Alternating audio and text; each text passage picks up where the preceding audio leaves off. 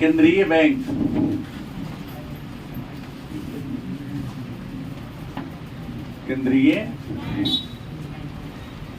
इस टॉपिक को हमने पढ़ना प्रारंभ किया था शनिवार के क्लास में।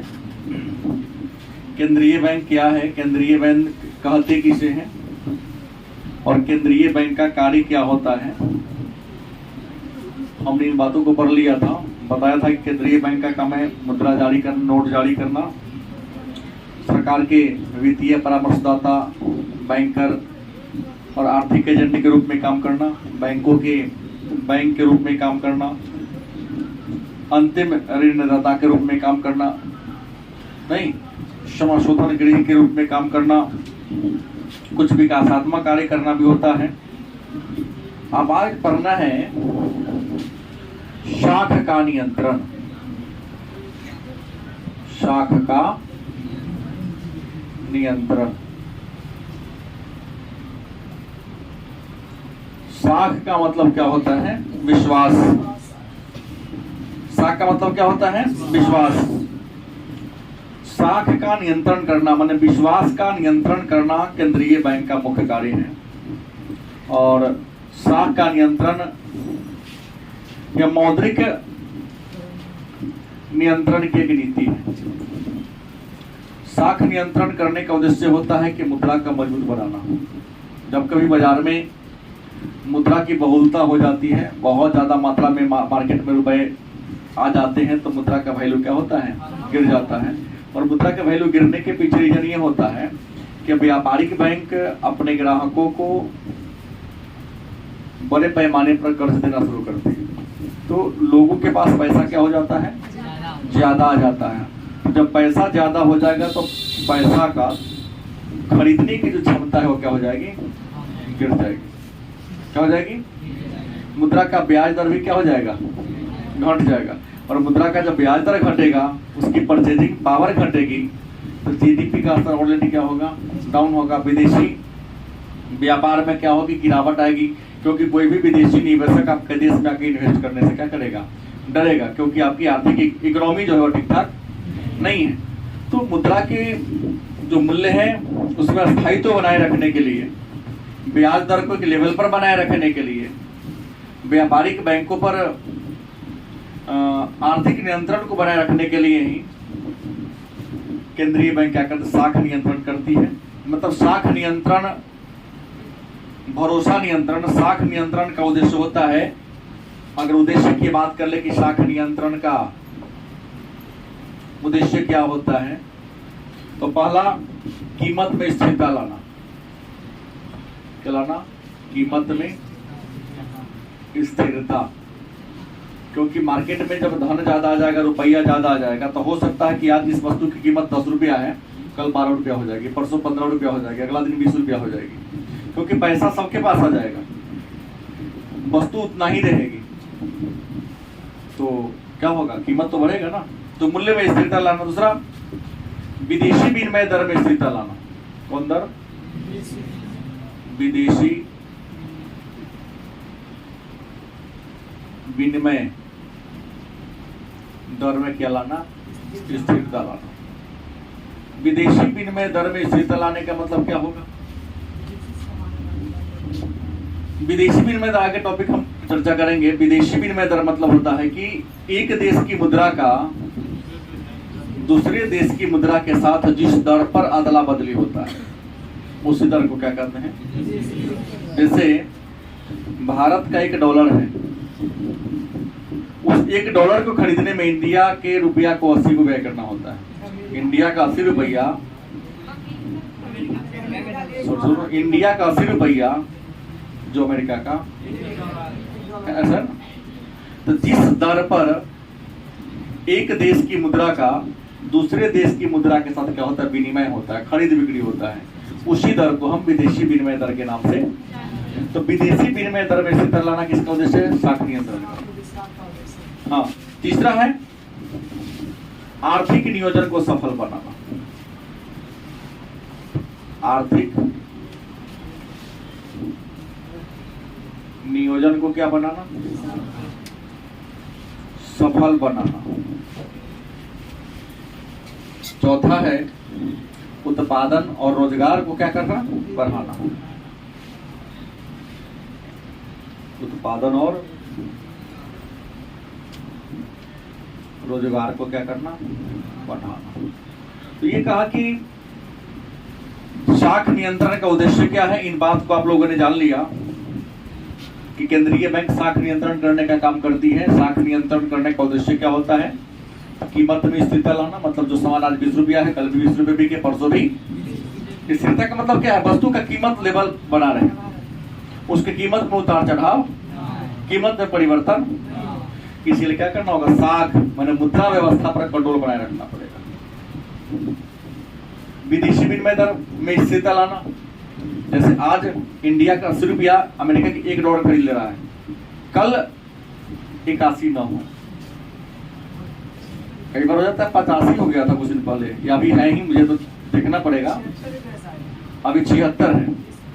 तो आखिर गिरेगा तो भारत के पक्ष में होगा, बढ़ेगा तो भारत के लिए क्या होगा, इंडिया का पैसा किसी देश से ज्यादा नहीं होगा।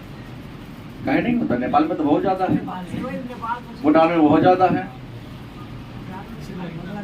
श्रीलंका में बहुत ज्यादा। कैसे आप कहेगा, एक बार नीचे की रखा दिए।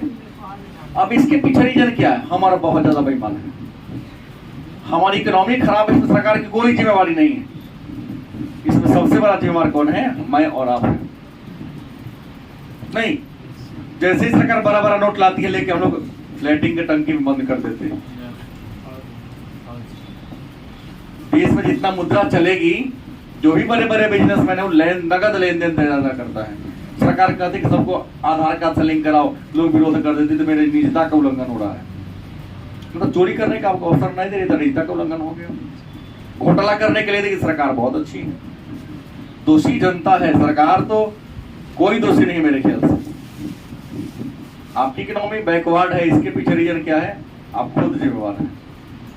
चुनाव के समय पैसा लेकर वोट दीजिएगा तो पैसा में जो खर्च करेगा वो विकास तो नहीं करेगा, वो तो पहले अपना निकालेगा जो इन्वेस्ट किया है आपके ऊपर, खिला पिला के। काम करवाने जाओगे तो नहीं करेगा, क्या तो 5,000 वोट लिया था, 50 साल तो दोबारा काम करेंगे, चक्रवृद्धि ब्याज सही जोड़ के लेगा तुमसे। अंग्रेजों के समय में जो कार्य होता था स्ट्रॉन्ग होता था, क्यों, एक पीछे रीजन है, क्योंकि वहां कोई कमीशन दलाली नहीं था।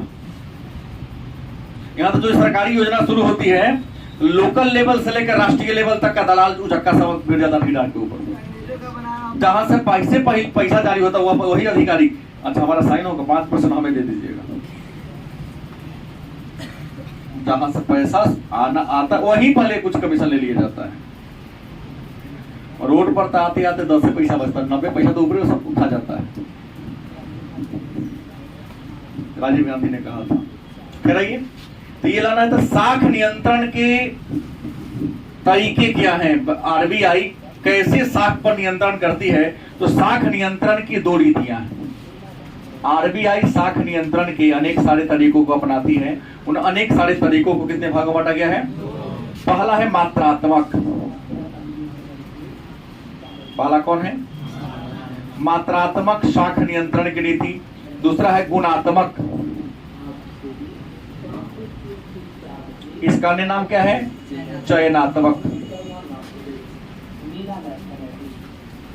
शाख नियंत्रण की कितनी रीतियां हैं। शाख का मतलब क्या होता है, विश्वास।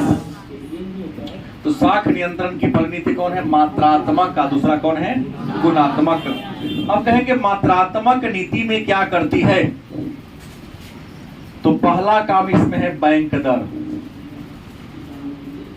क्या है बताता हूं। दूसरा खुले बाजार की क्रिया, खुले बाजार की क्रिया। तीसरा क्या है, नगद कोष अनुपात में परिवर्तन, नगद कोष अनुपात में परिवर्तन। चौथा क्या है, सांविधिक तरलता अनुपात में परिवर्तन, सांविधिक तरलता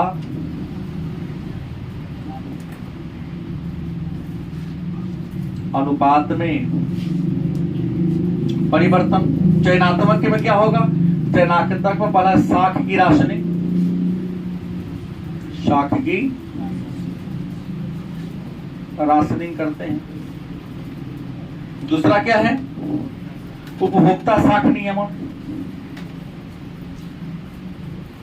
उपभोक्ता शाख नियमन। तीसरा क्या है? कीमत सीमांत आवश्यकता में परिवर्तन। सीमांत आवश्यकताओं में क्या करना होगा?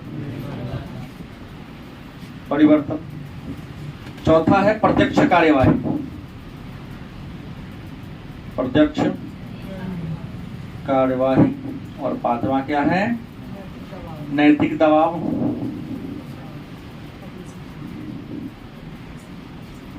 और 6 में क्या होगा? तो मैंने एक बात ध्यान देना है, 2-2 अंक का 3 प्रश्न ऐसे ही आपके सामने क्लियर हो गया। पूछा क्या प्रश्न है कि शाख नियंत्रण का उद्देश्य क्या है? 2 अंक का प्रश्न। तो हमने कहा कि शाख नियंत्रण का ये 4 उद्देश्य मैंने बताया। कीमत में स्थिरता लाना, विदेशी विनिमय दर में स्थिरता लाना, आर्थिक नियोजन को सफल बनाना, उत्पादन व रोजगार के स्तर को क्या करना। फिर एक वस्तुनिष्ठ प्रश्न हो सकता है कि शाख नियंत्रण की कितनी रीतियां हैं? तो शाख नियंत्रण की मतलब विश्वास नियंत्रण की कितनी रीतियां हैं? 2 रीतियां हैं। पहला मात्रात्मक शाख नियंत्रण की नीति, दूसरा चयनात्मक या शाख नियंत्रण की नीति। एक और वस्तुनिष्ठ प्रश्न आ सकता है कि केंद्रीय बैंक शाख नियंत्रण के मात्रात्मक तरीका कौन कौन है? या केंद्रीय बैंक के शाख नियंत्रण के मात्रात्मक तरीका को लिखें। तो मात्रात्मक तरीका मात्र 4 है। बैंक दर, खुले बाजार की क्रिया, नगद कोष अनुपात में परिवर्तन, संविधिक तरलता अनुपात में परिवर्तन। गुणात्मक या चयनात्मक तरीका कौन है? शाख की राशनिंग, उपभोक्ता शाख नियमन, सीमांत आवश्यकता में परिवर्तन, प्रत्यक्ष कार्यवाही, नैतिक दबाव। और ये 2-2 अंक का 3 होगा। लेकिन वस्तुनिष्ठ में पड़ेगा इनमें कौन, ऑप्शन देगा 4 को, इनमें कौन शाख नियंत्रण के गुणात्मक तरीका नहीं है? तो कोई 3 को इसमें से देगा, एगो इसमें से डाल देगा। याद आपको रखना है। या एक वस्तुनिष्ठ में पूछा गया प्रश्न है, इनमें कौन शाख नियंत्रण के मात्रात्मक विधि है? तो एगो इसमें से देगा, 3 को यहां से देगा, लिख देगा नहीं है, 3 को यहां से देगा, 1 यहां से लेगा। प्रश्न पढ़ने में हड़बड़ी नहीं करना है। क्यों? क्योंकि कहां है और कहां नहीं का प्रयोग किया गया, ध्यान रखने की जरूरत है। अब आइए सुनते हैं कि शाख नियंत्रण के मात्रात्मक तरीका में बैंक दर क्या है, बैंक दर कहते किसे हैं, या बैंक दर क्या है? तो एक तो जान गए बैंक दर, एक ना पीछे पीछे कुछ और शब्द भी मैं बताऊंगा आपको कि बैंक दर के बारे में क्या कहता है।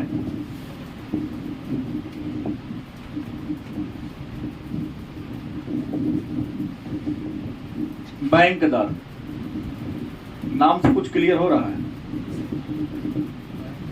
केंद्रीय बैंक अन्य व्यापारिक बैंकों को, कौन बैंक? अन्य व्यापारिक बैंकों को। एक छोटा सा प्रश्न है, हाथ उठाएंगे थोड़ा सा आप लोग, कानाफूसी ना करेंगे। भारत के केंद्रीय बैंक का नाम बताना है। हाथ उठाइए। भारत के केंद्रीय बैंक का नाम बताना है। खड़ा हो, तू पहले बोलो। भारत के केंद्रीय बैंक का नाम, खड़ा हो बोलो। इस देश में रहने का कोई राइट नहीं है तुम्हारे पास। 12वीं के छात्रों केंद्रीय बैंक का नाम तुमको बता देंगे। इतना देर से क्यों बोला? इतना देर से बोलने की जरूरत है? चटाक से होना चाहिए कि पॉल में पैसा लेकर लोग आते हैं और रुक के बोले, बैठ जाइए, ठीक है बोले हैं, गलत नहीं बोले हैं। लेकिन देर नहीं, कुछ ऐसे प्रश्न, भारत के पीएम कौन, सोचने लगे। इसका तो इंडियन नहीं हूं। बिहार के मुख्यमंत्री को बच्चा सोचने लगता है, तू पढ़ा क्यों भाई? क्या बोरा में कस के अपने को जल समाधि दे दो लखनदई नदी में, महत्ता तो क्या होगा? ऐसे भी तुम्हारा चरित्र इस देश को भड़केगा। तो राज्य के मुख्यमंत्री के नाम नहीं याद रखे हो, पीएम का नाम नहीं याद रखते हो, न महकेगा। यहाँ भी कई महापुरुष थे थी जिनको देश के केंद्रीय बैंक का नाम पता, लेकिन आज तो जन्म लेते एक हाई रेट बच्चा पैदा होकर जन्म लेते लोग पैसा चिंता, कागज चिंता है, कागज फाड़ देगा, पैसा ना फाड़ेगा, लेकिन बैंक का नाम पता। खैर छोड़िए, भगवान भला करे। बैंक दर क्या है? आपके पप्पा जी कभी कभी गांव में महाजन से कर्जा लेने जाते हैं, नहीं जितना बेसी पैसा हो तब कर्जा दे लगाता है गांव में। ऐसे ही व्यापारिक बैंक इंडिया में 12 गो है, पहले ज्यादा था, अब कई गो है? क्योंकि बैंकों का विलय हो रहा है। पुराना किताब होगा उसकी समस्या है, जैसे अभी इस बार छपा होगा तब 20 से लिखल होगा, तो किताब वाले तो एक बार परंपरागत खानदानी उन लोगों का पैसा लिखा गया सो लिखा ले रहेगा, लड़का परो चचोली भार में जाओ, दाम बढ़ाएगा, लेकिन काबिलियत किताब का क्या करेगा? नहीं बढ़ाएगा। काबिलियत किताब में लोग बढ़ाते नहीं। तो व्यापारिक बैंक कितने हैं? अच्छा, जैसे आपके पिताजी को कभी कभी कर्जा की जरूरत होती है, वैसे ही व्यापारिक बैंक को भी कई बार कर्जा की जरूरत। गलत सही? टोटो बिरला कर्जा ले सकी, कहे नहीं लेगा। अतः आपके पापा जी कभी कर्जा मांगने जाते हैं, जो ना महाजन से लेते हैं, कुछ ना कुछ गिरवी रखवाता है। कुछ आदमी जिनका विश्वास ही गिरवी है, गलती से गवाही के तौर पर, जमानत के तौर पर, कि मान लिया तू लेके भाग गया तो गाँव में जमीन जैसा तो कहना कर्जा देगा, ठीक। अच्छा जमीन वाला तो जमीन घेर लेगा ना, पैसा कहना देगा, जमीन जोत ले वो पूरा पशु बैल खोल ले वो। गलत सही?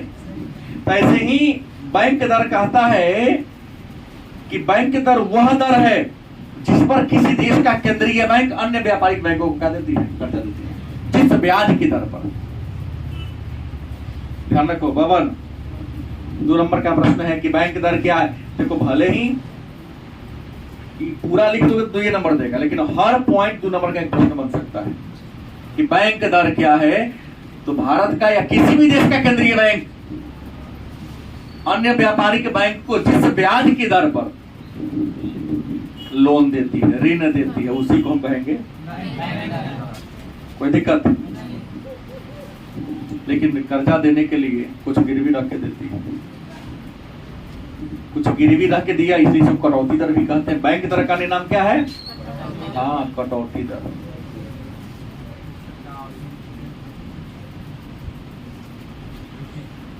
बैंक दर जान लीजिए, एक नया बात जान लीजिए कि ब्याज दर क्या है, एक नया दिया।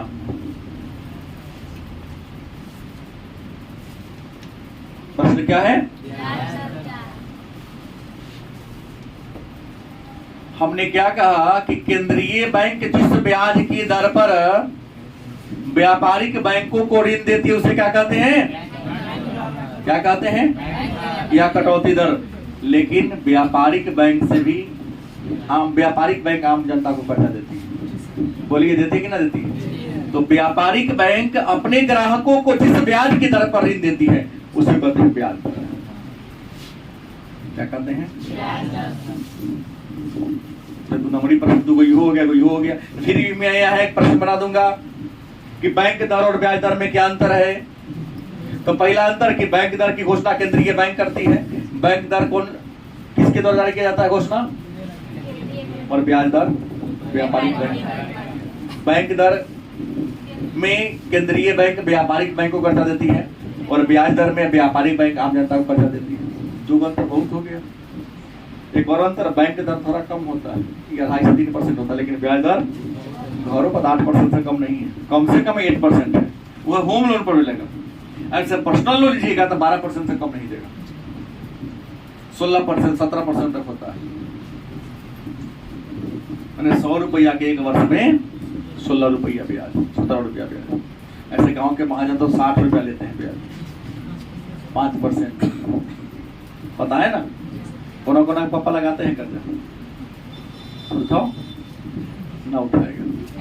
मेरे सामने सब गरीब है, रोड पर सब अमीर रहता है, बस यहाँ क्लास में इन करते ही बहुत भारी गरीब हो जाता है। उम्मीद है कि हमारे सारे बच्चे बैंक दर क्या है समझ गए। आगे कहिएगा तब बढ़ेंगे, नहीं तो ब्रेक मारेंगे। बोलिए, समझ गए? बढ़ जाए। दूसरा आ गया खुले बाजार की क्रिया। क्या है? खुले बाजार की क्रिया।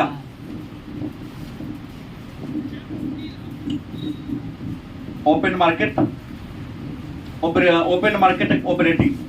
खुले बाजार की क्रिया में क्या होता है? कभी कभी बैंक क्या करता है, देखा कि साख माने ब्याज का दर क्या हो गया है, गिर गया। तो ब्याज की दर काहे गिरता है? कल मालूम है घिउरा कैसे किलो था? नहीं खरीदे आप लोग? है 10 रुपए किलो, अब परसों था 20 रुपए किलो। 30 कहा ही नहीं हमको, तो ले चला 2-4 कुंटल। कल गौशाला पे कैसे केजी था, अब परसों कैसे था? काहे भाई? कोई क्वालिटी अलग नहीं था। खरीदे पहले परसों से अच्छा आपको कल लगा, क्योंकि कल सस्ता था। नहीं, कोई अंतर नहीं था। पहले परसों बुढ़बा ले गए थे, कल एकदम बच्चा ले गए थे, क्योंकि सामान ज्यादा हो गया था। मार्केट में घिउरा, देखो बाजार में जब रुपया ज्यादा आ जाएगा तो रुपया का वैल्यू क्या होगा? तो ब्याज दर गिरेगा। गलती की सही? शादी ब्याह के समय ब्याज गाँव में महाजन बेसी ले ना, जाओ ना बरसात अभी कोनो घर गाँव में शादी ब्याह ना है, ओ महाजन यार ना घर पर खरीदे हो, कोनो दिक्कत नहीं ना, बड़ा ले महंगा पड़े यार, 2 रुपये दे चल कोनो बात। शादी ब्याह में 4 रुपये 5 रुपये कोई मर्जी नहीं ना पैसा ना हो, हम तो सब कुछ मैटर से मांग के ले लिए। ऐसे महाजन लोग है, इतना है। राहुल के पापा पैसे ही लगाते हैं, तू लगाता है? हाँ, ये लगाता है 5 रुपये सही। प्रश्न क्या है? तो आरबीआई क्या देखती है कि मार्केट में रुपया बेसी आ गया, ब्याज दर क्या हो गया है, गिर गया है, तो खुले बाजार में शेयर को बेचना शुरू कर देती है। किसी कंपनी का अपना ही शेयर, कंपनी का हिस्सा बेचना शुरू करती है। अब 90 रुपया वाला शेयर है, कह दिया 85 रुपये में मैं बेच रहा हूं, तो हमारे और आपके जैसे जो लोग 90 का वैल्यू, स्टेट बैंक का जो शेयर की कीमत मान लो 90 रुपया है, बेचे कितना में 85 में, तो जो घर में पैसा रख ले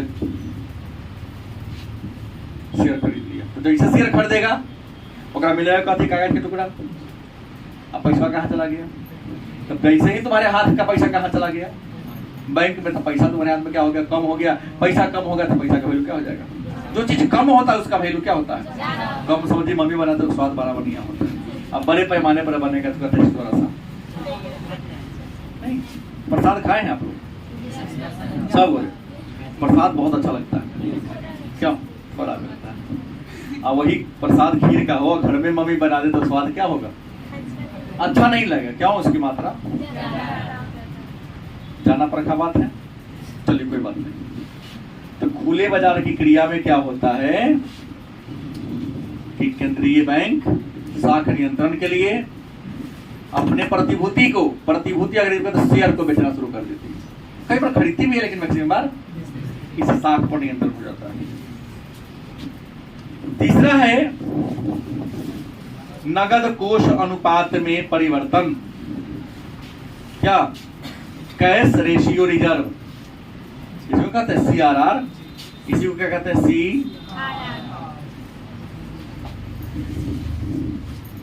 कैश रिजर्व रेशियो। क्या है? नगद कोष अनुपात में परिवर्तन। देखिए, जब भी कोई बैंक खुलता है ना, जब भी कोई नया बैंक खुले, ब्रांच खोलेगा, नया बैंक का स्थापना होगा, तो नियम है सभी बैंक को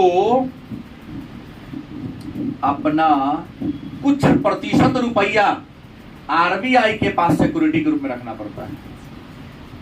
सहारा इंडिया खुला था तो सहारा इंडिया का कुछ पैसा आरबीआई में रखाया होगा, तो सरकार अपना बाबूजी के घर से नहीं दे देती, आरबीआई में रखल है, वो है कि धीरे धीरे हम सबको पैसा लौटवाए।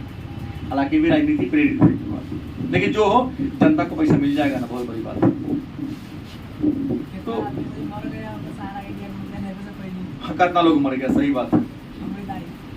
कितना था? कागज है ना? कागज है कि कागजों बहुत का बुरेगा फिर भी। देखो एक बात सीखो, कभी भी नॉन बैंकिंग में पूंजी लगाओ ही नहीं। और अब तो आने वाले दिनों में लोगों का बैंक पर से भरोसा टूट जाएगा। पहले की तरह बस कुटी माटी में करके रखेगा, जमीन में कर देगा पैसा, कोई जब बैंक का पैसा नहीं रखेगा। ऐसे बैंक हो रहे हैं, निजीकरण का दौर चलेगा, दौर कोई नहीं रखेगा, भरोसे टूट जाएगा। ठीक है ना। नगद कोष अनुपात, मैंने कहा कि जब भी कोई बैंक खुलता है तो उसे अपना कुल पूंजी का कुछ रुपया आरबीआई के पास सिक्योरिटी मनी के रूप में जमा करना पड़ता। जैसे आप में से किसी के पापा जी शहर में दुकान खोले हुए हैं, एक तो पापा तो है, झूठ क्या बोलती है, हम देखा हूँ दुकान।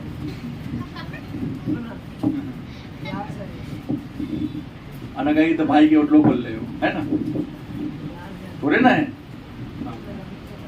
करती है, सावन है, कोई दिक्कत नहीं, अभी कम चलता है। हमने कहा अगर तुम्हारा अपना जमीन है तो कोई बात नहीं है, अगर भाड़ा का जमीन तो मकान मालिक का तो पगड़ी लेंगे। कभी लेंगे, बुझते हैं पगड़ी, एडवांस पहला ही 2 लाख 10 लाख 20 लाख ले लेता है। बीच जगह के अनुसार की पगड़ी का कीमत तय होता है। काहेला लेता है मालूम है, कहीं आप 6 महीना पैसा ना दिए तो आपके पगड़ी में से कटेगा, एडवांस में से क्या होगा, ऐसा होता है ना।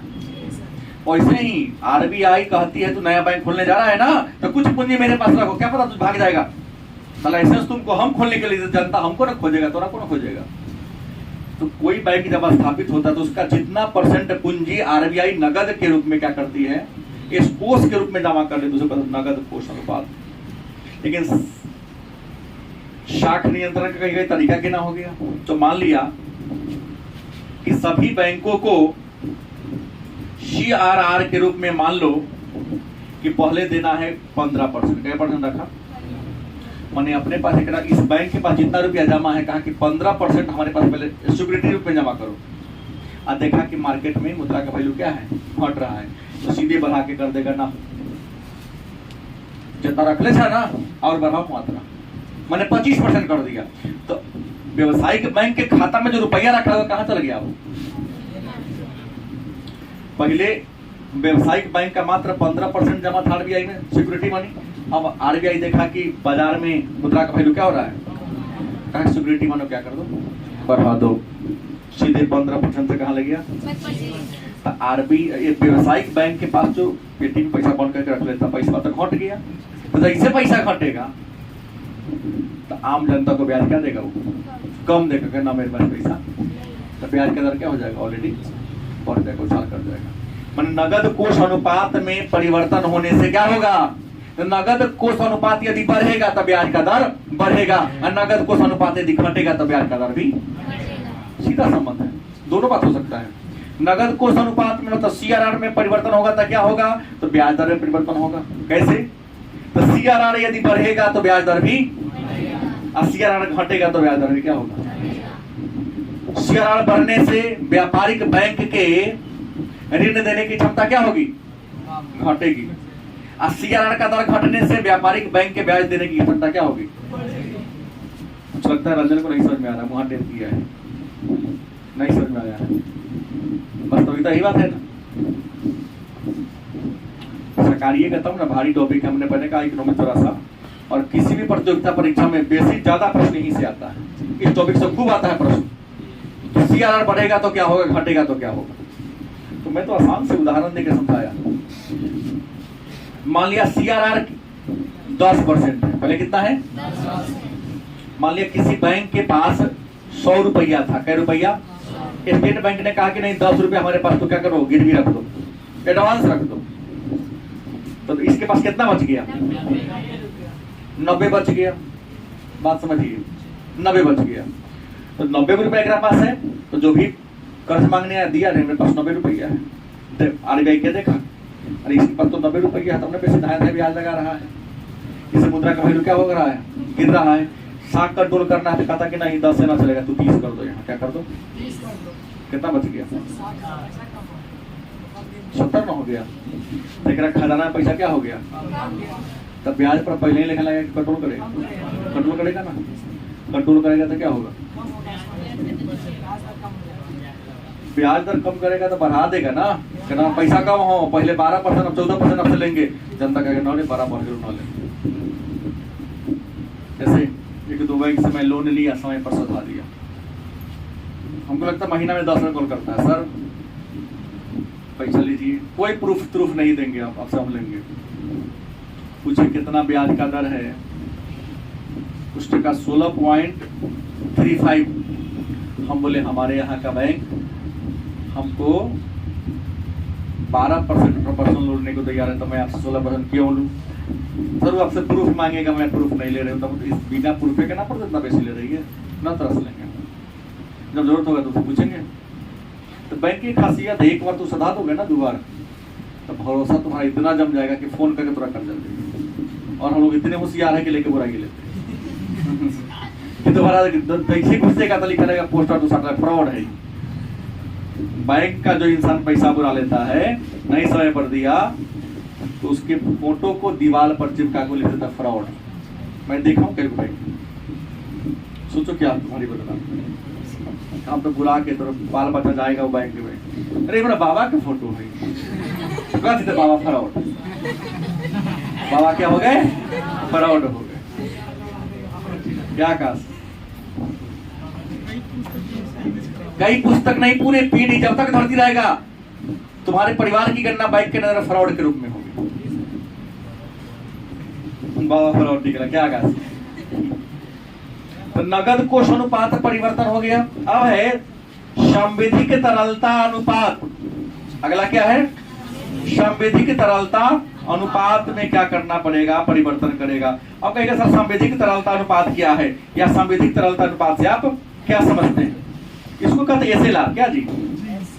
SLR, statutory liquidity ratio. Statutory liquidity ratio SLR क्या है? एसएलआर कहता है कि जब भी कोई बैंक खुलता है ना, तो हर बैंक अपने कुल पूंजी का कुछ रुपया हमेशा अपने पास नगद के रूप में रखता है ना। जैसे आपके मम्मी पापा विषम परिस्थिति के लिए हमेशा 100, 200, 500 रुपया हमेशा, क्या पता कि सब पैसा खत्म हो गया ना हुआ, आकस्मिक पोजीशन के लिए कहीं जौहर खेला पैसा ना हो, लेकिन आपना जाएगी तो निकाल के देगी। इस गुजरिया रोड बंद हो रहा है धीरे धीरे। सबसे ज्यादा ब्लैक मनी महिलाओं के हाथ में है। जौहर खाने के लिए पैसा नहीं, घर में कुछ हो नहीं, कि बंद तो कुरकुर निकल रहा है। अरे दुगो नुका के रख लगे मौका बना सिला, पता है ना सही बात, निकल रहा है खूब। देखिएगा संविधिक तरलता अनुपात क्या है? तो संविधिक तरलता अनुपात कहता है कि जब भी कोई बैंक खुलता है ना, तो अपने कुल पूंजी का कुछ प्रतिशत रुपया अपने पास हमेशा कैश रखती है, नगद रुपया के रूप में। उसी नगद रुपया को क्या कहते हैं? कितना रखेगी तय कौन करता है? आरबीआई। कौन कर सकता है? तो मान लो इसका दर है अगर 4% कि एसएलआर, मान लो तुमको 4% रखना है, वो पैसा कुछ भी हो जाए नहीं निकालेगा वो, क्योंकि देश में कब कैसी समस्या आएगी कौन जानता है। गलती की सही, जैसे जिस पेट्रोल पंप पर जाना लिखा है पेट्रोल नहीं है, अब डीएम साहब की गाड़ी है तो उनको देना पड़ेगा, ना देगा सीज कर देगा वो। नियम है कम से कम 100-200 लीटर उसको हमेशा स्टॉक में रखना है। गैस एजेंसी वाला कहेंगे गैस स्टॉक में 300 रखना है उसको, 200 एक ट्रक माल हमेशा लोड रखना है। क्या पता कब किधर आपदा आ जाए, नहीं। तो ऐसे ही आपके मम्मी पापा भी रखते हैं विषम परिस्थिति के लिए। ऐसे ही आरबीआई, सॉरी, हर व्यापारिक बैंक अपने कुल पूंजी का कुछ प्रतिशत रुपया नगद हमेशा बक्सा में बंद करके, लॉकर में बंद करके रखती है। उसी पैसा को क्या कहते हैं? एसएलआर को, संविधिक तरलता अनुपात। अब मान लो कि साख गिर गया है, तो आरबीआई कहे कि नहीं 4% है, कर देगा 6%। तो पहले 4 करोड़ रख ले था, रखेगा 6 करोड़ मान लो, तो 2 करोड़ रुपए तक ब्याज देने की क्षमता क्या हो गई? इसे साख पर क्या होगा? एक पूछेगा प्रश्न, सीआरआर एंड एसएलआर में क्या अंतर है? तो सीआरआर व्यापारिक बैंक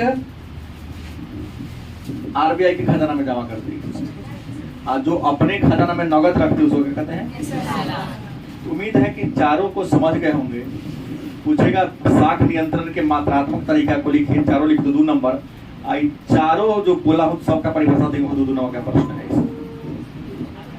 गलत से। अब आते हैं कौन नियंत्रण पर? शाख नियंत्रण के कौन रीति? गुणात्मक रीति। इसका अन्य नाम क्या है? अब इससे पहला क्या है? तो शाख की राशनिंग। शाख की क्या होता है? जैसे मान लिया देश की सरकार के लिए चाहे व्यापारिक बैंक के लिए अंतिम ऋणदाता कौन होती है? कौन होती है? आरबीआई। भारत का केंद्रीय बैंक कौन है? आरबीआई। तो केंद्रीय बैंक को आप क्या कहते हैं? अंतिम ऋणदाता। क्या कहते हैं? मान लो ऐसा हुआ कि व्यापारिक बैंक गए आरबीआई के पास, व्यापारिक बैंक ने आरबीआई के पास कहा, गुहार लगाया कि मुझे इतना करोड़ रुपया कर्जा। आरबीआई ने क्या देखा कि मार्केट में मुद्रा का वैल्यू कम है, गिरा हुआ है, तो डिमांड किया कि हमको इतना करोड़ रुपया दीजिए, सरकार लिया तुमको इतना करोड़ रुपया देंगे, बाद में क्या उसको कम देंगे। मुद्रा का वैल्यू क्या है? इसी तरह साख की राशि कर देना, मतलब जितना वादा किए थे उतना क्या देंगे? कम देंगे। क्योंकि जितना जैसे आप लोग करते हैं ना, आपके पापा जी आप लोग हमेशा करते हैं कि इधर दुखी रहती है, मांगे 100 पापा देते हैं 50। आप लोग भी कम होशियार नहीं है। खर्चा है 50 के तो मांगते हैं 100 रुपया, खर्चा है 100 के तो मांगते हैं 200, क्योंकि वो जानते तो अधिक देवे करेंगे, दुगुना बढ़ा के बोला। जैसे ये तो हो गया बाई 1 गेट 1 फ्री वाला, तो दाम दुगुना बढ़ा के आजादी घटा देता है। दुकानदार कहीं बुर्बक, वो हमेशा ग्राहक ही ठगाता है। साख की राशनिंग का मतलब हो गया कि केंद्रीय बैंक व्यापारिक बैंक को जितना ऋण देने वाला था उसके मात्रा में क्या कर दिया, या कोटा फिक्स कर दिया, ऐसे वैसे तुमको देना, हम ना देंगे। इसी को क्या कहते हैं? साख की राशनिंग। अब साख की राशनिंग 2 प्रकार का होता है, कई प्रकार के होते हैं। जैसे पहला उपभोक्ता साख नियमन सीमांत, उपभोक्ता साख नियमन कहा जाता है। और अब उपभोक्ता साख नियमन क्या? तो उपभोक्ता मतलब जानते हैं, साख की राशनिंग तो केंद्रीय बैंक आरबीआई, केंद्रीय बैंक व्यावसायिक बैंक के साथ करती है, लेकिन उपभोक्ता साख नियमन क्या? तो उपभोक्ता का परिभाषा होता है जो किसी वस्तु का क्रय करके उसका प्रयोग कर जाता है। तो व्यावसायिक बैंक जितना रुपया आम जनता को या अपने ग्राहक को कर्ज देती है, अगर कर्ज देने का परसेंट क्या करे? नियम है कि हर व्यावसायिक बैंक को अपने कुल पूंजी का कम से कम 40% रुपया आम जनता को कर्ज देना है, ताकि देश में जो सामाजिक आर्थिक असमानताएं हो क्या हो सके। लेकिन देखा कि मुद्रा साख का विस्तार ये हो गया है, फैलाव हो गया है, इसी मुद्रा का वैल्यू क्या गिर गया है, मुद्रा स्फीति की स्थिति आ गई है, तो घटा के क्या % कर देगा। बैंक लिख देगा अपने व्यापारिक बैंक के बोर्ड पर कि नहीं, अब हमको कर्ज देने की क्षमता खत्म हो गया, हमको साल में इतना देना, तुमने लोग इतना कर्जा। कई बार ऐसा होता है, कई बार मैं एक बैंक में गया हूँ, लोगों ने तो ऐसा कहा कि नहीं सर अब आज तक लेट कर दिया आपने, मेरा कोटा पूरा हो गया, इससे अधिक मैं अब अगले वित्तीय वर्ष में दूंगा। ऐसा होता है, बड़ा होगा तुम लोग भी समझेगा। सीमांत आवश्यकता में परिवर्तन क्या है? मन में होगा सीमांत आवश्यकता में परिवर्तन क्या है? तो सीमांत का मतलब पढ़ा दो, सीमा के अंत में नहीं। आप जितनी वस्तु का यूज करते थे, एक अंतिम वस्तु की मात्रा बढ़ा दो, चाहे वस्तु की मात्रा क्या कर दो, घटा दो। तो सीमांत आवश्यकता में परिवर्तन का मतलब होता है कि किसी भी वस्तु का, किसी भी शेयर का या किसी भी कंपनी के बॉन्ड को ये तय, या यूं कह सकते हैं कि ब्याज का दर तय करने का या साख की मात्रा को तय करने का अधिकार किसके पास है? केंद्रीय बैंक के पास है। तो केंद्रीय बैंक उसकी आवश्यकता क्या कर देगा? बदल देगा। नहीं, तुम्हारा पावर था 20% लगाने का, 15% कर दिए। तुम्हारा पावर था 50%, तो 30% कर दिए। तो जैसे आपकी क्षमता को बैंक घटा देगी, तब मार्केट में रुपया दे पाइएगा? कहिएगा आरबीआई हमको देखने थोड़ी आती है, हम उससे बेसी कर्जा लगा देंगे, तो उस पर हर रिकॉर्ड जाते रहता है। नहीं, जैसे आप चाह लीजिएगा कि जो व्यक्ति आधार और पेन से लिंक अपना सब दोनों को जुड़वा दिया, वो कहते कि हमारे लेन देन सरकार न जाने, सवाल ही नहीं।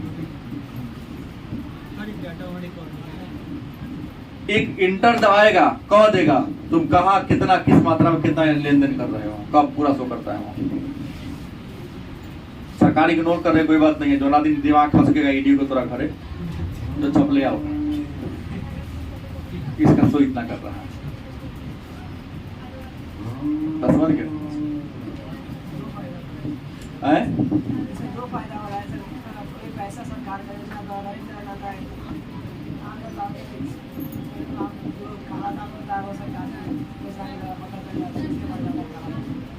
तीसरा क्या, प्रत्यक्ष करे भाई। आप सब किसके नियंत्रण में रह के काम करते हैं? यहाँ घरे। लेकिन कई बार हम न रहता वो नियम को भंग भी कर देते हैं। ऐसा कई बार हुआ, झूठ मत बोलिए, मुंह दुलाने से काम न चलेगा। करते हैं ना। घर हूँ कई बार पापा जी के नियम को तोड़ डाल देते हैं। जो ना दिन पापा जी के मूड खसकता उठाते लाते देना पड़ा, दे देना पड़ा। ऐसे ही बैंकों का सारा रूल रेगुलेशन कौन तय करता है? केंद्रीय बैंक, भारत का आरबीआई है। लेकिन कई बार व्यापारिक बैंक रूल को तोड़ देती है। देना है 30%, लगाना है ब्याज लगा दिया 42%, टूट गया ना। तो आरबीआई अपने स्टाफ भेज दिया, कर्मचारी को जाओ जांच करो, कराई दिखा कि इस साल 1 अप्रैल से 31 मार्च में कितना कर्जा ही लगे ले। उसको कहते प्रत्यक्ष कार्रवाई। आरबीआई तुरंत उस बैंक पर शक हो गया कि हमने कहा इतना ही कर्ज लगाना ही लगा दिया है, तो आपका जांच पड़ताल कर देगा। गलती पाने पर खातों सील कर सकता है कि आपने मुद्रा व्यवस्था के साथ गड़बड़ी धोखाधड़ी किया। इसको कहेंगे प्रत्यक्ष कार्रवाई। अंत में क्या, नैतिक दबाव।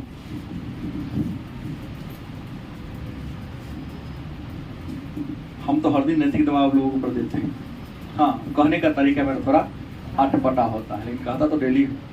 ऐसे ही आपके मम्मी पापा भी प्रतिदिन जो साथ रहता है बहुत समझाते होंगे। क्या राहुल, कोनो कहे तो सुन के चल, मार देवे तो सह जइहा, जे सहै छै ओकरे लहै छै। लेकिन बात हमारी समझ में आती है गेट के अंदर, तो घर वाला गेट के अंदर, ओकरा बाद तो अपने बन जाता है। ऐसे ही आरबीआई भी समय समय पर सभा करके, गोष्ठी करके व्यवसायिक बैंकों से रिक्वेस्ट करती है, प्रार्थना करती है, विनती करती है कि मुद्रा व्यवस्था में यदि स्थायित्व लाना है, ब्याज दर को स्थिर बनाए रखना है, तो आप लोगों को क्या करना होगा, हम जो नियम बनाए उसी पर चलिए, उसको तोड़िए मत।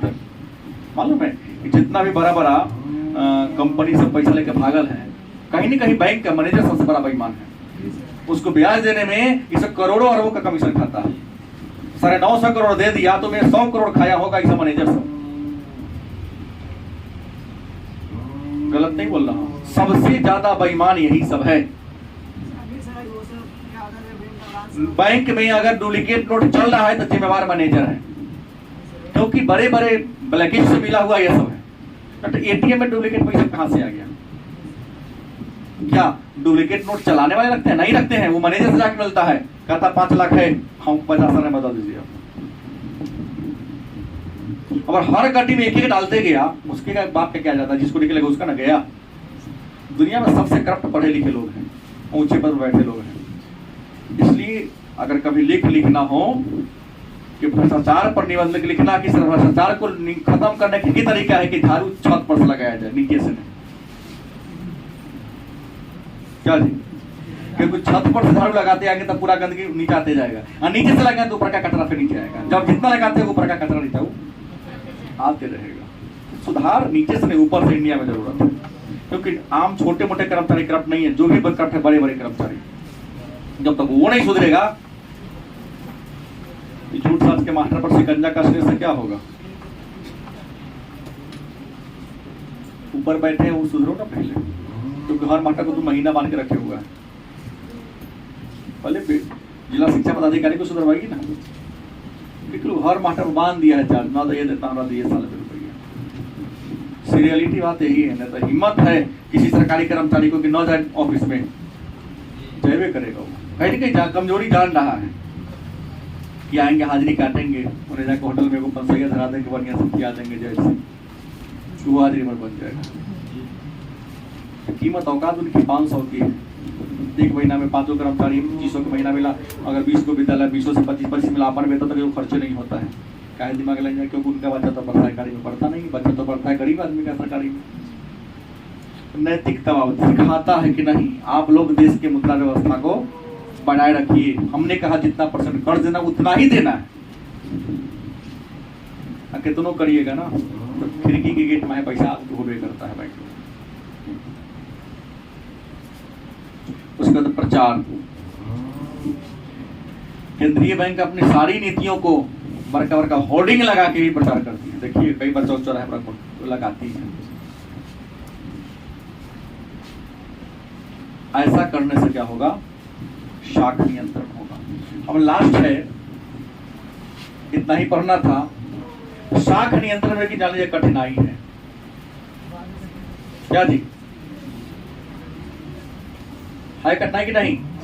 हर काम करने में कठिनाई आएगा। आकाश का तो कहना सबसे कठिनाई खाने में, मुंह दुखा जाता है, पेट नहीं भरता है ना, चबाना पड़ता है बहुत ज्यादा।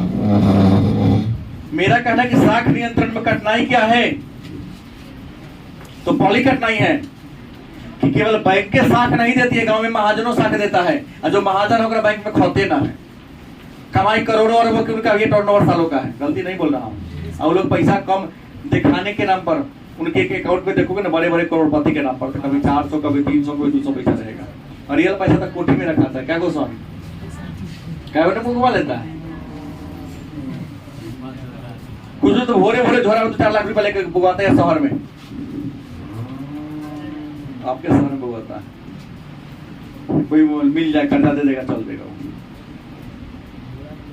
अब क्या हो गया, तो छीनने की तुम्हारी औकात नहीं है, थोड़ा इस प्रकार के रख ले पीछे पीछे झोला में लेके घूम रहा है तो पीछे बंदूक वाला घूम रहा है ना, बुझे बात। हाँ तो सोच के रहा कि हम झोला लेने चल जाए, सोचना नहीं, तिलक के मन में ही आ गया।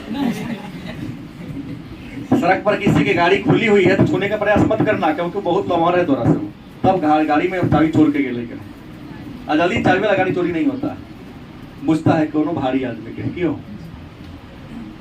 इसे कुछ व्यवहारिक बातें होते सुनने की जरूरत है।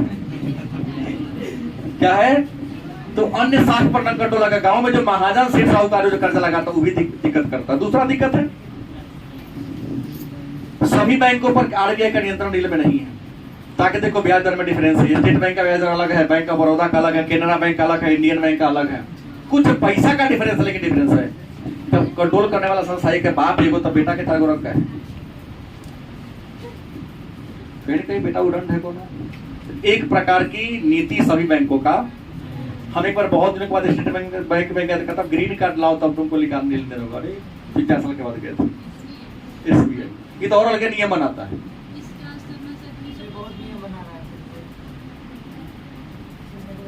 हमने कहा कि ऐसा तो मैंने कहीं पेपर में नहीं पढ़ा, नहीं इस ब्रांच का नियम बोले, हाँ और भी अन्य जगह ब्रांच नहीं, तो मेरे ब्रांच का नियम है।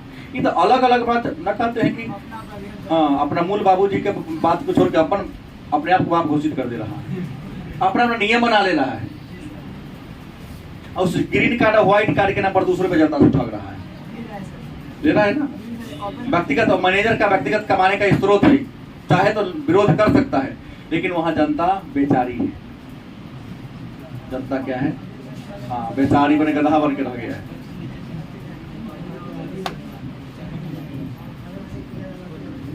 इसके अलावा है शाख के अंतिम उपभोग पर नियंत्रण का भाव। शाख का जो अंतिम प्रयोग करता है कौन, हमारे पर नियंत्रण ही नहीं है। तो ये सारा दिक्कत है। और अंत में जान लो कि मौद्रिक नीति क्या है। बीए में तो 20 नंबर का प्रश्न होता है, तो हम बड़ा पढ़ना है। कहता है देश के केंद्रीय बैंक, जैसे भारत का केंद्रीय बैंक है आरबीआई, ऐसे ही हर देश के केंद्रीय बैंक के द्वारा चलन की जो मुद्रा है उसमें स्थिरता बनाए रखने के लिए, ब्याज की दर में स्थिरता बनाए रखने के लिए, शाख पर नियंत्रण और नियमन स्थापित करने के लिए जो नीति लागू करते हैं उसे कहते हैं। किसी देश के केंद्रीय बैंक के द्वारा अपने देश में चलने वाली जो चलन की मुद्रा है उस पर नियंत्रण ब्याज दर पर नियंत्रण, मुद्रास्फीति पर नियंत्रण नहीं, साख पर नियंत्रण लाने के लिए जो नीति की घोषणा करती है उसे कहते हैं नहीं। ब्याज दर ज्यादा होगा तो सस्ती मौद्रिक नीति की घोषणा कर देगी, अब ब्याज दर कम होगा तो मौद्रिक नीति क्या बना देगी, महंगी बना देगी। ये आपका केंद्रीय बैंक भी हम लोगों ने क्या कर दिया, पढ़ा दिया। अब इसको लिखेंगे 1-2 दिन में, और फिर पढ़ेंगे बैंकिंग क्षेत्र में क्या क्या सुधार हुआ है, नरसिंघम समिति, गईपुरिया समिति, सबके बारे में चर्चा होगी।